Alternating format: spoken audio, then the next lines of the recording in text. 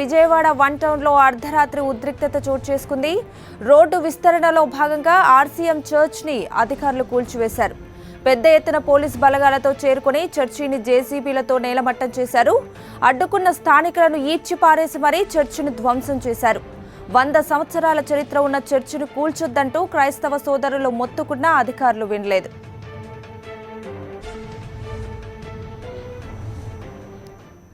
ఇదే ఘటనకు సంబంధించి మరింత సమాచారాన్ని మా కరెస్పాండెంట్ రాజా రమేష్ అందిస్తారు. రాజా రమేష్, చెప్పండి, ఇలా అర్ధరాత్రి చర్చి కూల్చివేయడం పట్ల చర్చి క్రైస్తవులు ఏమంటున్నారు?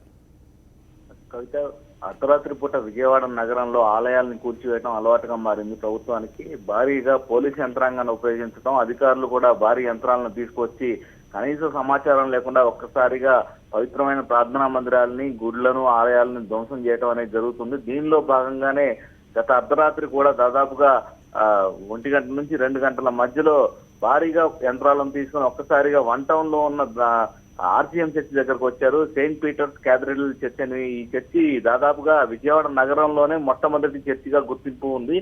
దాదాపు 100 సంవత్సరాలకు పైగా దీనికి చరిత్ర ఉందని క్రైస్తవ సోదరులు కూడా అంగీకరిస్తున్న పరిస్థితి ఉంది. అటువంటి పవిత్రమైన చర్చిని ఎటువంటి నోటీసులు కానీ సమాచారం ఇవ్వకుండా ఒక్కసారిగా వాటిని తొలగిస్తాము, రోడ్డు విస్తరణలో అడ్డుగా ఉంది అని అంటూ యంత్రాలను తీసుకొచ్చేసరికి ఆ విషయం తెలుసుకున్న చర్చి సంబంధించిన కమిటీ సభ్యులు, అదేవిధంగా చుట్టుపక్కల ఉన్న స్థానికులందరూ కూడా పెద్ద ఎత్తున అక్కడ చేరుకున్నారు. ఈ పవిత్రమైన ప్రార్థనా మందిరాన్ని తొలగించడానికి వీలు లేదంటూ ఒక్కసారిగా స్థానికులందరూ కూడా ఆందోళనకు దిగారు. వైఎస్ఆర్ కాంగ్రెస్ పార్టీకి సంబంధించిన పశ్చిమ నియోజకవర్గ ఇన్ఛార్జి ఆసిఫ్, అదేవిధంగా స్థానిక కార్పొరేటర్లు బొల్లా విజయ్ కుమార్ తదితరులు కూడా అక్కడికి చేరుకోవడం జరిగింది. ఈ సంఘటన సంబంధించిన వీళ్ళందరూ కూడా పూర్తిగా అధికారుల తీరును వ్యతిరేకిస్తూ స్థానికులు చేస్తున్న ఆందోళనలో వాళ్ళు కూడా భాగస్వామ్యం వహించారు. అయితే అప్పటికే అక్కడికి 100ల సంఖ్యలో పోలీసులు చేరుకున్నారు.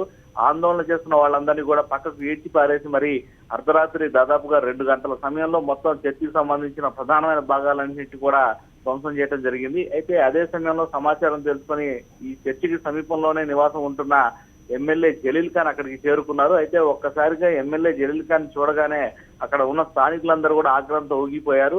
పూర్తిగా తెలుగుదేశం ప్రభుత్వంలో చేరి ప్రభుత్వానికి అనుకూలంగా వ్యవహరిస్తూ పూర్తిగా ఆ ప్రార్థనా మందిరాలను దగ్గరుండి కూల్చి చేస్తున్నా, నువ్వు ఇక్కడికి ఎందుకు వచ్చావు అన్నట్టు ఒక్కసారిగా ఎమ్మెల్యే జలీల్ ఖాన్ కి వ్యతిరేకంగా నినాదాలు పెద్ద ఎత్తున చేశారు. అదేవిధంగా ముఖ్యమంత్రి చంద్రబాబు నాయుడు ఈ రకంగా ఆలయాలు, ప్రార్థనా మందిరాలని ధ్వంసం చేస్తూ విధ్వంసాలకు పాల్పడుతున్నారంటూ సీఎం చంద్రబాబుకు వ్యతిరేకంగా నినాదాలు చేయడంతో మొత్తం ఆ అర్ధరాత్రి సమయంలో బాగా ఉద్రిక్తమైన వాతావరణం అక్కడ ఏర్పడింది.